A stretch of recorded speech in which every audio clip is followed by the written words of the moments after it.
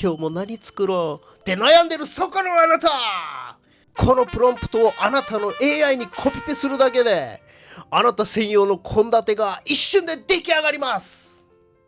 くだいがーいスタディチャンネル、本日もよろしくお願いします。さあ、はい、プロンプトなんですけど、はい、多分ここに出ているんですよね、はい。ほんまにこれで出来上がっちゃうんですか？じゃあ早速試してみましょうか。試してみてください。このプロンプトなんですけど、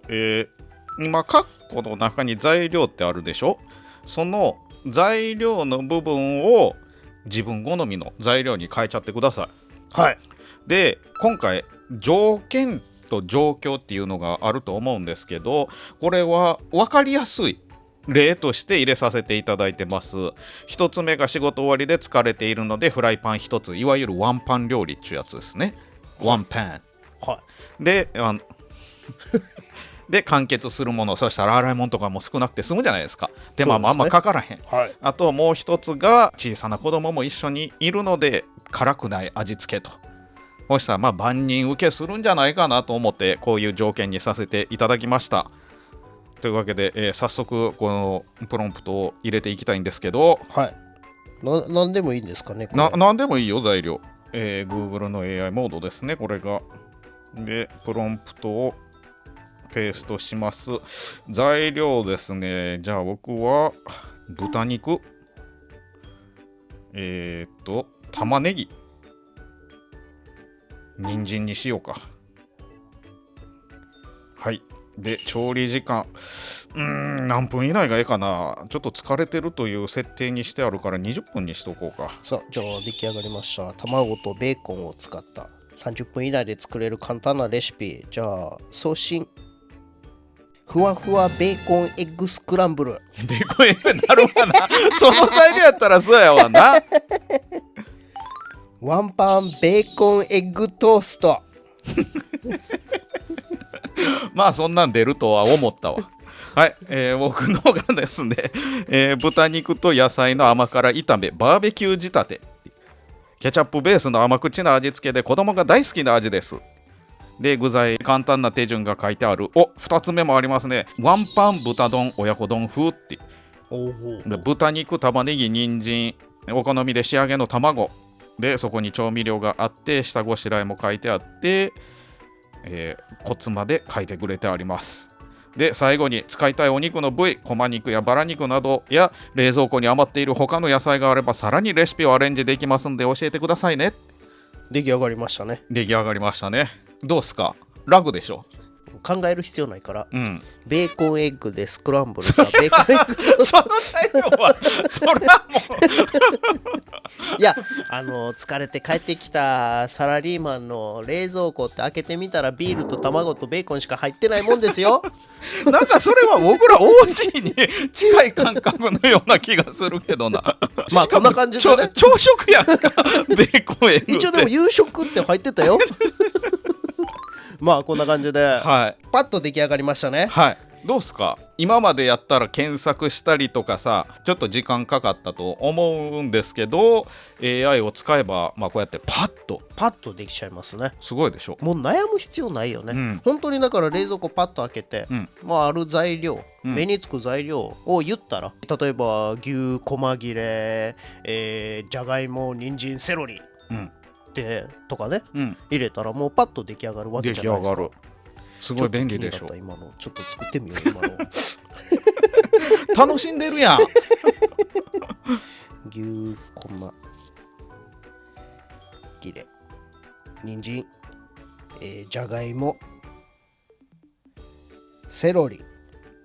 なんかカレーっぽくなってきたぞ。何が出来上がる？牛肉とじゃがいものケチャップに。子供も喜びそうな、でその次牛肉と野菜の甘辛にんにく炒め。美味しそうやんこんなん、参照したレシピがあったらこうやってリンクもちゃんと貼ってくれてあるから、でそちらの方行って例えばレシピやったり動画なりを確認することもできるんよ。こういう検索やったらクリエイターの方もないがしろにされへんし、ちゃんと見に行くこともできるし、そうね。今の AI そういう意味ですごく便利やと思う。なかなかやっぱりリンクをちゃんと提示してくれてるのは、ね、いいことなんじゃないかなと。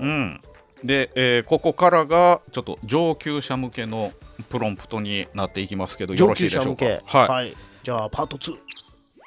上級者向けプロンプトその1なんですけど、これはね過去にもお話ししたと思うんですけど、オーストラリアは大手スーパーマーケットウールワースとかにオリーブっていう生成 AI が入ってるんですよ。だからどっちかっていうとそれを想定したプロンプトになってるんやけど、さっき入れたレシピのプロンプトありますよね、やり取りの直後に今画面に出てるこちらのプロンプトをそっくりそのまんま入れてください。ちょっと読み上げますね。ありがとう。じゃあ1つ目の作ります。このレシピに必要な材料のうち家にない何々を買い足したいです。よく行くスーパーの名前、僕らやったら例えばウルワスやコールス、日本やったらイオンとか牛トラとか関西スーパーとかいろいろありますよね、それを入れていただいて、どこの売り場に行けばいいかも含めてお店を効率よく回れる順番で買い物リストを箇条書きで作って、これを入れると、そのお店のデータが AI 側が見れる状態になってたら、例えばオリーブとかやったら見れるから、そうですね。そしたらどの店舗の何番の列にお探しの何々がありますっていうとこまで調べられるんよ、オリーブは。だってオリーブに探してるもん聞いたらもう教えてくれる時代ですから、もう自分で迷う必要もそうですね。全部場所まで教えてくれる。で、日本のスーパーの事情僕ちょっといまいちよくわからないので、これで適当なスーパーで試してみたんやけど、だいたいコーナーは教えてくれる。例えば乾物コーナー行ったらありますよとか、お肉コーナー行ってこのお肉を探してくださいとか、そういうレベルまでやったら答えられる。カテゴリー分けはされてるから、で買い物リスト作ってって書いてあるから、そのリストも箇条書きで作ってくれる。そしたらもう一つ便利になるんじゃないかなっていう。位置情報とかをと、あとその AI がパーソナライズされてたら、もう AI にそこまでの道順を聞くだけで、そこに行きたいっていうだけで、道順ちゃんと教えてくれるんで、ね、特にな Google の AI やったらな、ジェミニであれ Google AI モードであれGoogle マップと連携してるから、だから本当にもうそこから離れることなく、もう今すべてをもうやってる、例の一つですね。だからなんやろ、めっちゃ便利な時代来たなって思う、こういうことやってたら。でもだから本当に使い方次第よね。次のもう一歩上級者向けのコツに行きましょう。パート3ですね。こちらがですね、多分今すぐ誰でも使えると思うんですけど、例えばスーパーでなんか面白そうな具材を見つけた時に、これどうやって調理できるんやろって悩んだ時に、僕やったらジェミニとかに投げかけるんやけど、その商品の写真を撮ってジェミニに投げかけるんや。例えばザクロとか。でこれで簡単に作れるおすすめのレシピ3つ教えてとかさ、ロマネスコとか。マイナーなもんばかり持ってこうな今の AI はマルチモーダルモデルが基本やから、そうですね。だから写真をフィードしてあげたらその写真も見れる、でその写真を元にレシピを構築するっていうこともお手の物、だから買い物で困った次何作っていいか分からへん、じゃあ普段買ってないものとか、これ面白そうやから作り方知りたい、パシャって写真撮る、で AI にフィードする、で AI にレシピさっきみたいに生成してもらう。そしたら今まで見ちゃったロマネスコの料理も出ちゃうそうやなっていう使い方もできる、ちなみに僕は結構これしてますね。で、もう一段階上の AI の使い方お教えしましょう。さあじゃあパート4ですね。一番最初に皆さんに紹介したプロンプトをもう一段階レベルアップさせたものになります。それがこちらです。一応読み上げますね。今回は、厳密な出力フォーマットというものを追加しました。で1、料理の概要と時間、目安時間と何人前かを明記。2、材料と分量、大さじ1 15mm、玉ねぎ中半分約 100g、のように必ず絶対量グラムやミリ数を併記してください。適量などの曖昧な表記は避けてください。3、具体的な手順 1.5 センチ角に切るなど食材のサイズや火加減を具体的に指定ください。4、フードサイエンス食品科学、なぜその手順や火加減にするのか、失敗しないための科学的な理由を初心者向けに1、2文で解説してください。5、フードセーフティ衛生管理、家庭で見落としがちな衛生上の注意点、加熱基準や調理器具の扱いなどを1、2文で教えてください。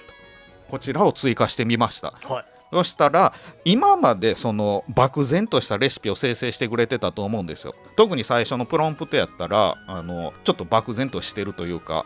漠然としてましたか。例えば大さじ半分とかさ、ああ、まあそうですね。大さじ半とか、やろ、おろしにんにく少々とか、少々ってちょっと分かりづらいやん。適量とか、適量って分からへんやん。まあこんなもんかなっていう。やろ、だから料理慣れてる人とか自分の味覚に自信ある人やったらそれで全然かめへん。はい。でも全く料理経験ない人がじゃあ料理しようっつってそのレシピ渡されたらちょっと困らん。あ、まあ確かに困りますね。あと今はちょっと減ってきてるんやけど、オーストラリア標準って大さじ1が20ミリやったんや。ああ、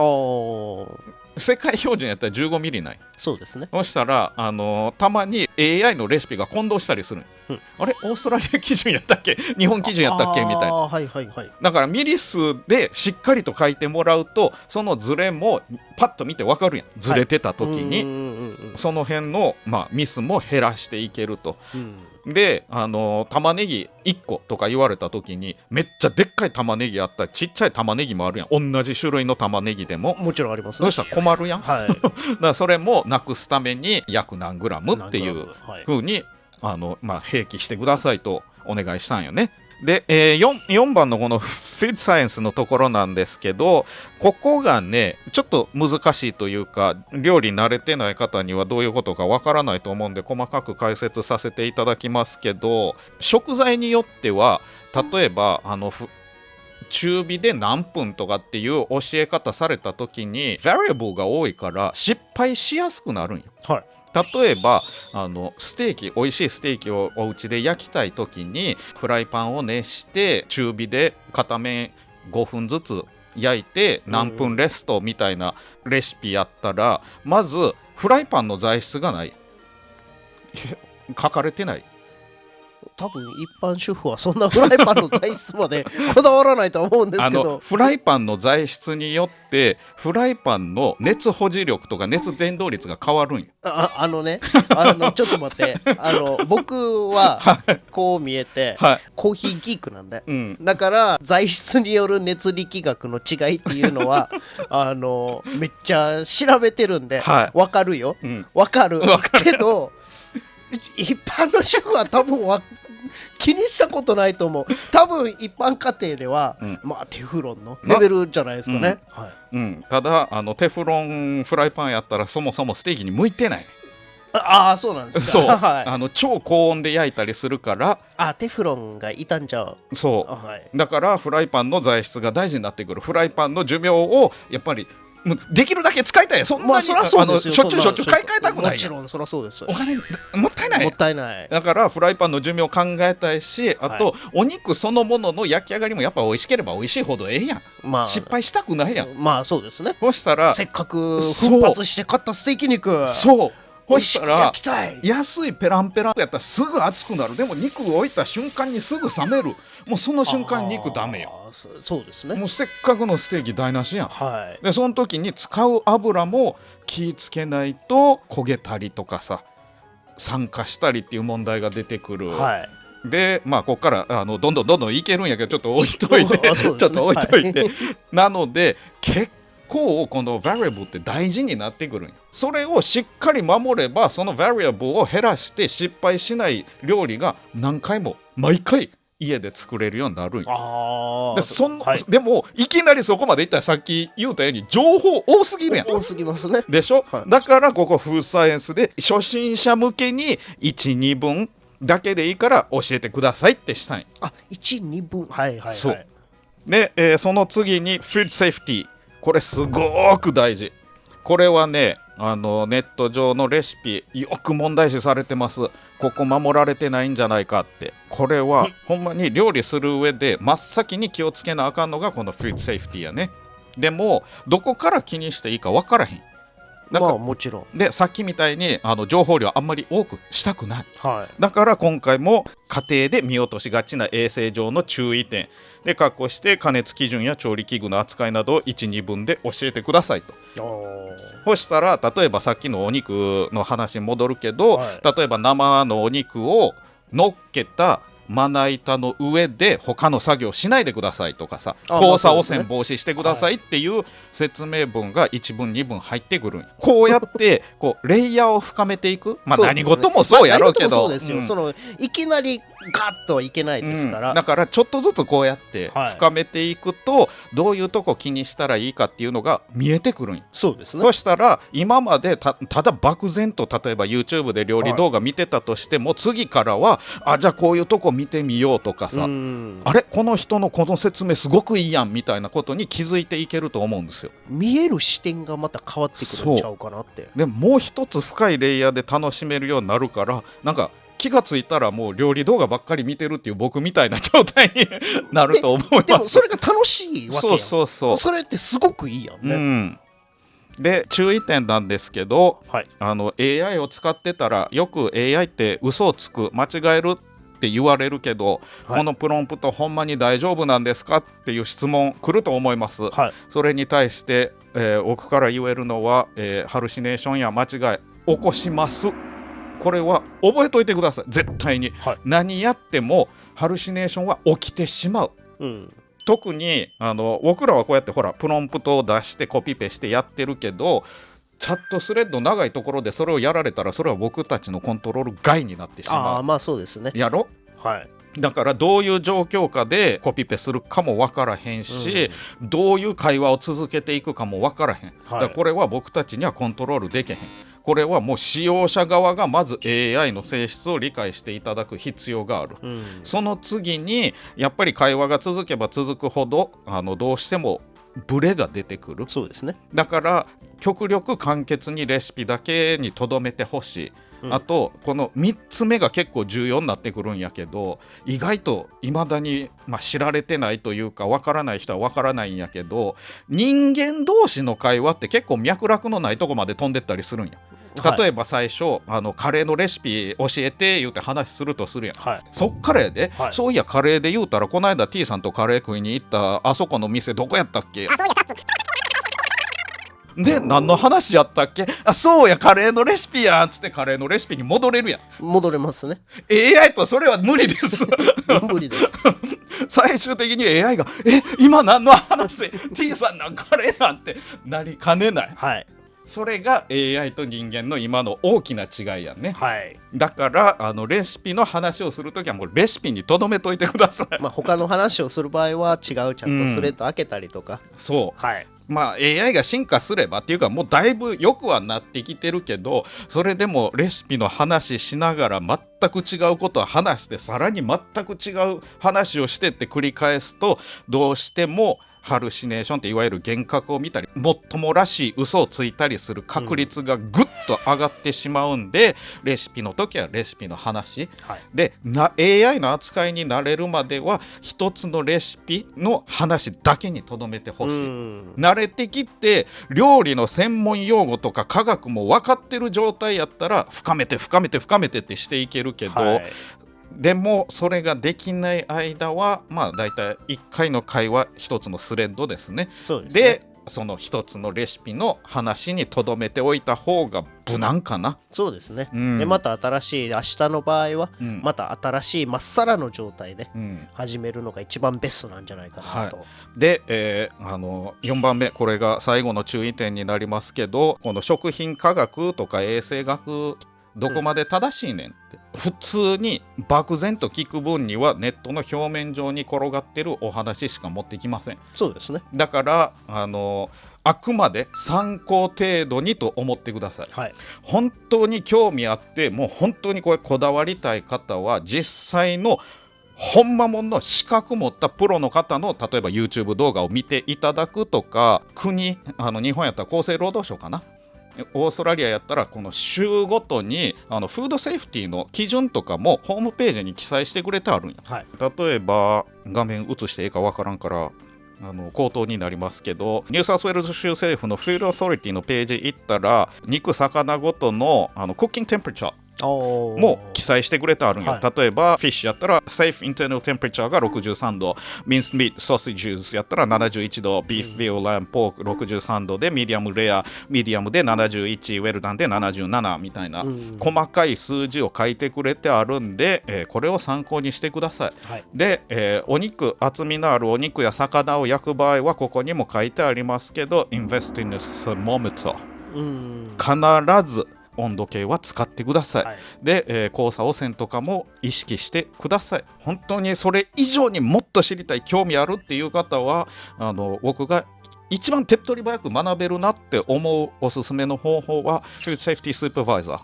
のコースを受けに行くということですね。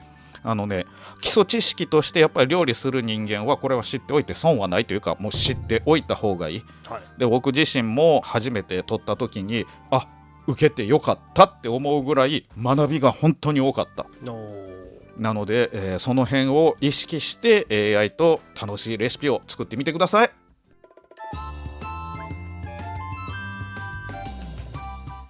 さあというわけでちょっと情報量多くなって申し訳ないですけど、こんな感じで使っていただいたら AI と楽しく料理が作っていけるんじゃないかなって思います。でも献立考えるのが楽になったよね。楽にはなる。だから本当にこれがもう今の時代のその AI との付き合い方、いかにだからその今まで時間を有してたところをクリエイティブに、時間を削減できるか、そうすることによってまた違うところにその空いた時間を当てられる。そうあとは自分の理解が深まれば深まるほどこの AI に聞く質問とかの質そのものが上がっていくから、そうしたら今までの聞き方とは全然違う答えが返ってきたりとかもするから、でそれで自分の理解をより深めたりAI の性能を探ってみたりとか、そういう楽しい使い方もできるんですね、つい最近もねOracle っていう会社の CEO のラリー・エリソンが言ってたけど、この僕らが知ってる AI ってネット上の情報のほぼ全てを学習済みやと。だからうまく扱えばほんまもんの専門知識を引っ張ってくることもできるんですよ。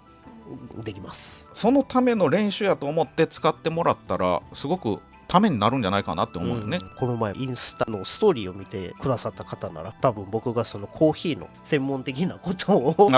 やってたのを見たことがあるんじゃないかなと、あれって、液体の中の酸とかがどういう風に干渉し合ってるかっていうのをアニメーション化したものだったんですけど、それを自分でこういろいろいじったりとかできたんですけど、それもだから本当に専門的な科学の分野で出してくれたものですから、もうだから本当に使い方次第であんな風にやることもできるんでね、もう本当にもう楽しんでくださいですね。で、最後に僕からのお願いなんですけど、よかったら皆さんも AI を使ってレシピを生成してみてください。でよかったらそれをねコメント欄でシェアしてください。僕のレシピも1個ぐらいコメント欄にシェアしとくんで AI で生成した。いいですね、じゃあそれを基準に今回は Y さんこれを批評してっていうキーワードでもうぜひ皆さんレシピをね僕は人のレシピ批評しないよ。美味しそうですね、美味しそうですねっていやこれはこれが足りないですねとかそれを皆さん AI でやってみてくださいそれをもうキーワードは Y さん批評してしません。素晴らしい。しませんこんな感じでちょっとずつでもいいから AI リテラシーを上げていけたらいいんじゃないかな。そうですね、ので皆さんもぜひ楽しんでください、というわけで、本日は以上となります。ありがとうございました。高評価とチャンネル登録もお願いします。ハイプもね。